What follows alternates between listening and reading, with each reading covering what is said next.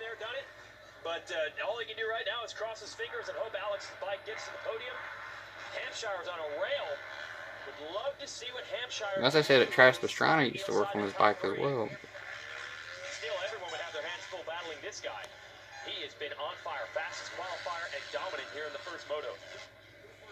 Well, that's why I was saying he can get that start. He was going to be seriously dangerous for the rest of the pack because of his outright speed. And what you alluded to, the fast qualifying time, you think the way the start is set up here, it makes it a little bit more of an very advantage. favorable to the inside, yeah. Yep. So if you qualify 30th, the odds of getting a whole shot is slim to none. But Ferrandis obviously got first gate pick. I was a little surprised to see him pick about 10 gates over. I just figured, well, you know, I always look at it risk-reward factor. If you move to the inside, there's no one that can close the door from your right-hand side.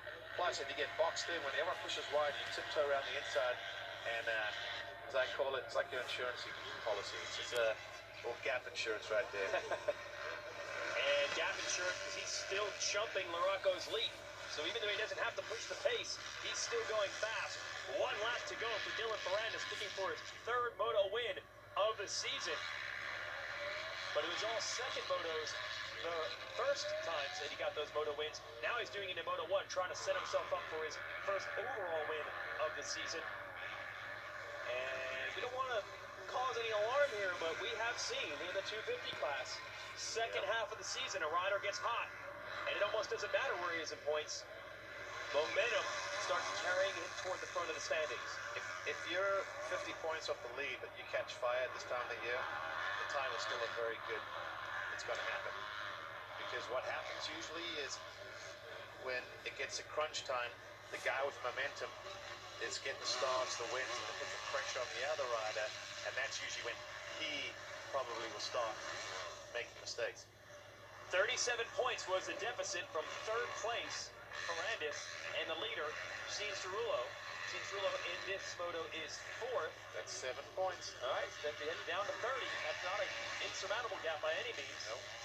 Remember, it's how it worked in Supercross. Cianciarulo got the drop on everyone early, but Ferrandis started winning races, and then one win led to another, and he got it within striking distance.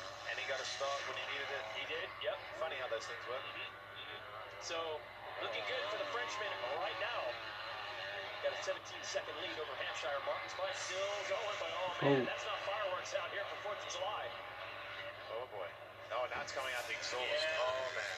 Come on. I feel like a cheerleader right now.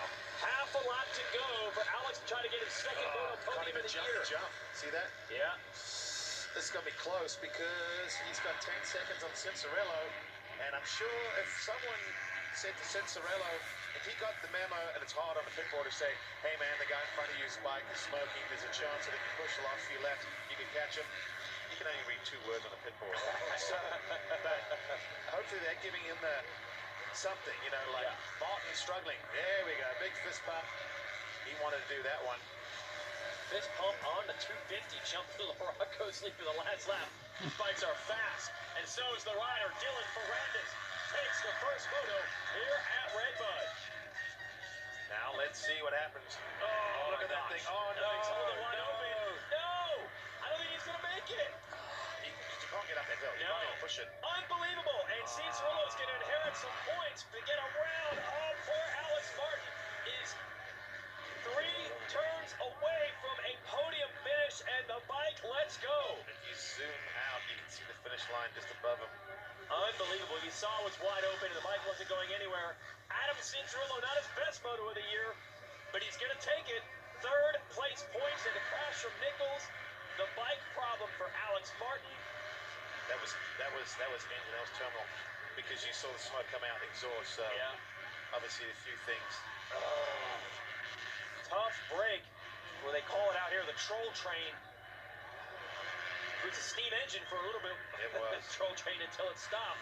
And Alex, well, we said this is what the team needed. Get this dude back up front, but to lose it like that, it's going to feel terrible.